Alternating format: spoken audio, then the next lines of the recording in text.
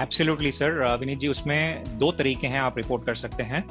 And first way is, अगर आप देखें अभी नया फीचर जो हमने, one of the 100 features that you talked about, उसमें एक फीचर हमने ये इंट्रोड्यूस किया है कि which is report a user, जो हमने बटन दिया हुआ है जूम प्लेटफॉर्म पे। तो अगर आप उसमें रिपोर्ट यूजर करते हैं तो ये सीधा जाता है जूम सिक्योरिटी के पास।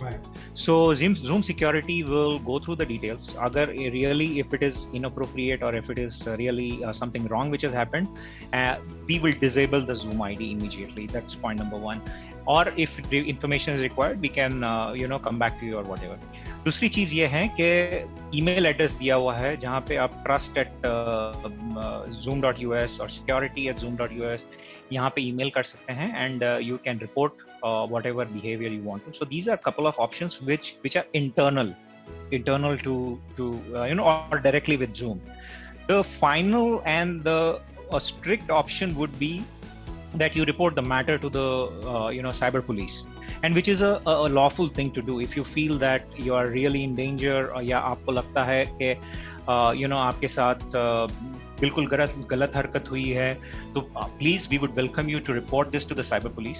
And we work very closely with the law enforcement agencies in India. जैसे कि आपकी जो साइबर पुलिस होती हैं, जो भी अलग अलग सिटीज स्टेट्स की जो साइबर पुलिस होती हैं, they will work with you and they will send us an official request, जिसके द्वारा हम उनको requisite information provide कर सकते हैं, जैसे कि IP एड्रेस क्या है, जिससे लोकेशन का पता चल सके ऑफेंडर का। हमारे पास IP एड्रेस के डिटेल्स होते हैं based on the meeting, so हमें लगता है meeting ID, date and time of the meeting, ये LEA जो लॉ एनफोर्समेंट एजेंसी होती है, वो उनका एक फॉर्मेट होता है, नोटिस का फॉर्मेट होता है रिक्विजिट।